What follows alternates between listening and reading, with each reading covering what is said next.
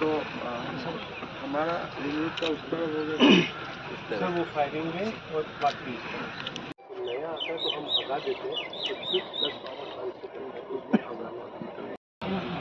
भगाना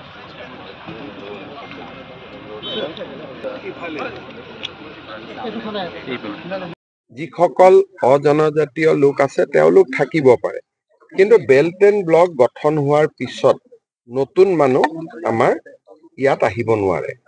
গতিকে যিসকলে tribal belt and block হোৱাৰ আগতে ইয়াত আছিল তেওঁলোকক আমি দিগদাৰ কৰা নাই বা দিগদাৰ কৰাৰ কথা নুঠে, কিন্তু যিখিনি ট্ৰাইবেল বেল্ট এণ্ড ব্লক গঠন হোৱাৰ পিছত ইয়াত আহিলে তেওঁলোকক আমি লাহে লাহে ইয়াৰ পৰা পঠিয়াব লাগিব।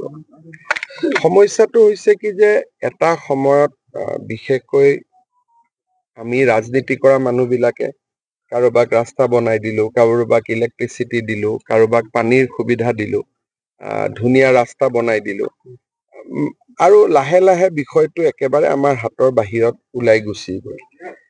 কচুতলিত প্ৰায় 1000 বিঘা মাটি আমি এভিকশ্যন কৰি ৰাখিব পাৰিছো, কিন্তু ইয়াত কিছুমান মাটিৰ দালাল আছে, বাৰে বাৰে মানুহখিনিক মাতি আনে। গতিকে এতিয়া আমি মাটিৰ দালালখিনিকো NSAত আমি এৰেষ্ট কৰি ল'ম যদি এই ধৰণে ব্যৱস্থা কৰি থাকে। কালি 2-3জন এৰেষ্ট হৈছে, কিন্তু তেওঁলোকক দীঘলীয়াকৈ এৰেষ্ট কৰিব লাগিব।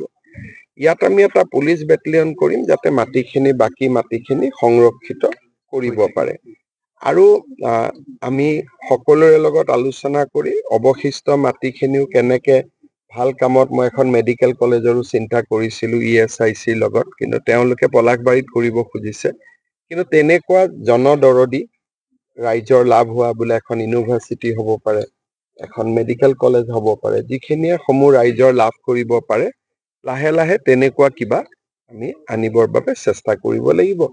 আৰু ভূমিহীন জনজাতি লোক থাকিলে তেওঁলোকক আমি এলটমেণ্টটো দিব পাৰো। যদি কোনোবা ট্ৰাইবেল লেণ্ডলেছ ব্যক্তি আছে তেওঁলোকেও এলটমেণ্টটো ল'ব পাৰে, কিন্তু মাটিখিনি আমি অকণমান ধুনীয়াকৈ সংৰক্ষণ কৰিম, আৰু বেটেলিয়নটো আহিলে মাটিখিনি সংৰক্ষণ হৈ যাব। মই ভাবিছো যে আমি আৰু 6 মাহৰ ভিতৰত ইয়াতে বেটেলিয়ন নিৰ্মাণৰ কামটো আৰম্ভ কৰিম, আৰু 3 বছৰটো লাগিবই সম্পূৰ্ণ হওঁতে। গতিকে সেই ধৰণে চলি গৈ থাকিব। ইয়াতে আমাৰ হাৰ্ডলি 100 বিঘা, বেটেলিয়নৰ কাৰণে ইমান নালাগে, 100 বিঘা মাটি, আৰু আমি মাত্ৰ 100 বিঘাই মাটি ল'ম, তাতকৈ বেছি নহয়। ৰাইজৰ অভিযোগ আছে যিসকলক উচ্ছেদ কৰা হ'ল তাৰে কিছু সংখ্যকে আঁতৰি গৈছে, কিন্তু যথেষ্ট ইয়াতে কিছু সংখ্যকে মছজিদ এটাৰ কেন্দ্ৰ কৰি আছে, কিন্তু কেছটো শেষ হৈ যাব। মই এডভোকেট জেনেৰেলক কৈছো কেছটো শেষ কৰিবৰ কাৰণে মানুহখিনি যাব খোজে, মাটি দালাল কেইজনে মাটি আনে।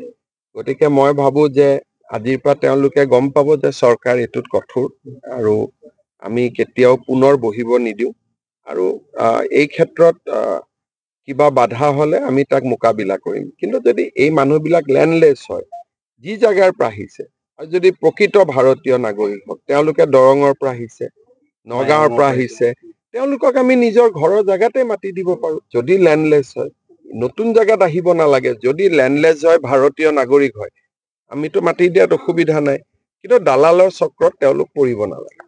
কিছু অঞ্চল এতিয়াও আছে উচ্ছেদ কৰি ল'ম। অকণমান কি হয়, উচ্ছেদটো কৰি কিবা এটা কামত যদি ব্যৱহাৰ কৰিব নোৱাৰো, আকৌ উচ্ছেদ কৰাৰ পিছত মানুহ আহি যায়। গতিকে ধৰি লওক এটা ফিচাৰীত মাছ আছে, আপুনি মাছটো ওলাব পাৰে, কিন্তু যদি খোৱা মানুহ নাই, বিক্ৰী কৰা জেগা নাই, তেতিয়াহ'লে কি কৰিব? সেইকাৰণে এইখিনি আমি হিচাপত ধৰি ৰাখিছো। কিবা ভাল চৰকাৰী আঁচনি আনিলে, কাৰণ ট্ৰাইবেল বেল্ট এণ্ড ব্লক ইয়াত যিকোনো আমি কৰিব নোৱাৰো। ধৰক এখন মেডিকেল কলেজ আহিলে, এখন ভাল ইউনিভাৰ্চিটি আহিলে, ৰিং ৰোডটো আগেদি যাব, গতিকে যোৱাৰ লগে লগে ইয়াত ইউনিভাৰ্চিটি হ'ব পাৰে, মেডিকেল কলেজ হ'ব পাৰে, ইঞ্জিনিয়াৰিং কলেজ হ'ব পাৰে। সেইকাৰণে ভাল আঁচনি আহিলে উচ্ছেদ কৰাৰ আমি ৰাখি থৈ দিছো গোটেই মাটিখিনি আমাৰ নজৰত, এটা এটাকৈ কৰি গৈ থাকিম। মই এইটোৱে ভগৱানক প্ৰাৰ্থনা কৰিম, অখিল গগৈয়ে যাতে বিধানসভা ইলেকশ্যনটো চিৰিয়াছলি নেখেলে। উজনিৰ পৰা নামনিলৈ প্ৰচাৰ চলাইছিল ৰাইজে। মই তাকে অনুৰোধ কৰিম যে অখিল গগৈ ডাঙৰীয়াক মই অনুৰোধ কৰিম, তেওঁ যাতে বিধানসভা ইলেকশ্যনটো চিৰিয়াছলি নেখেলে, এনেকে পাৰ হৈ যাওক। আৰু কোনটো ইলেকশ্যন চিৰিয়াছলি খেলিব তেওঁ নিজে চিন্তা কৰি লওক, কৰিলে হ'ল। আন এটা প্ৰসংগ আছে, ভূপেন বৰাই কৈছে যে চৰকাৰী পক্ষ জিকিবই। চৰকাৰী পক্ষই জিকিব, 26তো জিকিব। সেইটো ভূপেন বৰাই ঠিকে কৈছে যে যি ইলেকশ্যন হ'ব চৰকাৰী পক্ষই জিকিব, কাৰণ আমি ৰাইজৰ কাৰণে ইমান ভাল কাম কৰি আছো।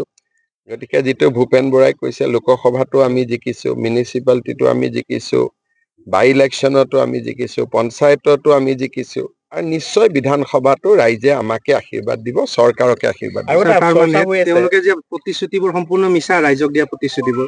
চাওক, তেওঁলোকে জানে যে অসমৰ ৰাইজে এতিয়া কংগ্ৰেছক আৰু ভোট দিয়াৰ মুডত নাই, বহু সময় লাগিব, এতিয়া নহব। গতিকে মই ভাবো যে তেওঁলোকে ডেফিনেটলি পলিটিক্সতো চব পাৰ্টিয়ে ইলেকশ্যন খেলিবই, আৰু মই ভাবো যে আমিও বহুত বেছি আত্মসন্তুষ্টি নলৈ আমিও খুব ৰাইজৰ সেৱা কৰি থাকিব লাগে। নহলে কংগ্ৰেছৰ যি অৱস্থা হৈছে হয়তো আমাৰো হ'ব, যদি আমি বহুত বেছি অহংকাৰ বা আত্মসন্তুষ্টি লওঁ। সেইকাৰণে মই বিজেপিৰ নিৰ্বাচিত পঞ্চায়তৰ প্ৰতিনিধিসকল, বিধায়ক, সংসদ সকলোকে এটাই অনুৰোধ কৰিম যে এটা ইলেকশ্যনত জিকিলে ৰাইজৰ মৰম, যেতিয়া ৰাইজে আমাক মৰম দিয়ে তেতিয়া ৰাইজৰ আশা আকাংক্ষাও বাঢ়ে। গতিকে আমি যাতে খুব ভাল কৰি কাম কৰো, ৰাইজে যাতে আমাক কেতিয়াও নাভাবে যে আমি গৌৰৱী হৈছো, অহংকাৰ হৈছো। আৰু 8 মাহ পিছত বিধানসভাৰ ইলেকশ্যন আহি আছে, গতিকে এই বিজয়টোলৈ আমি যিমান ফূৰ্তি কৰিছো ঠিক আছে, কিন্তু ইমানতে শেষ কৰি বিধানসভাৰ কাৰণে আমি প্ৰস্তুত হ'ব লাগে। জালুকবাৰী মোৰ নিজৰ সমষ্টি, গতিকে জালুকবাৰীতো মই ইলেকশ্যন খেলিবই লাগিব, মানুহখিনিকতো এৰাৰ কথা নুঠে। বাকী দলে যেনেকেই মোক ব্যৱহাৰ কৰে দলৰ সিদ্ধান্ত, গতিকে মই এইবিলাকত কমেণ্ট নিদিওঁ। কিন্তু যোৰহাটৰ ৰাইজক মই হিয়া ভৰা কৃতজ্ঞতা জনাইছো, আৰু যোৰহাটৰ কাৰণে বহুত কাম আমি কৰি আছো। যোৰহাট জেইলখন ধুনীয়াকৈ বনাই আছো, এখন স্বাধীনতা সংগ্ৰামী স্মৃতি উদ্যান হিচাপে, আৰু এখন 2-3খন নতুন ফ্লাইঅভাৰৰ কাম চলি আছে, অসম মালা ৰাস্তাৰ কাম চলি আছে। JB কলেজত 2 এদিনতে আমি উপাচাৰ্য নিযুক্তি কৰিম, পুৰা ইউনিভাৰ্চিটি হ'ব। ইণ্ডিগৰ লগত কথা পাতিছো, ফ্লাইট এখন যাতে যোৰহাট, গুৱাহাটী, ডিব্ৰুগড়, দিল্লী চলিব পাৰে। গতিকে সকলো ধৰণে যোৰহাটৰ উন্নয়নৰ বাবে আমি প্ৰচেষ্টা লৈ আছো আৰু লৈ থাকিম।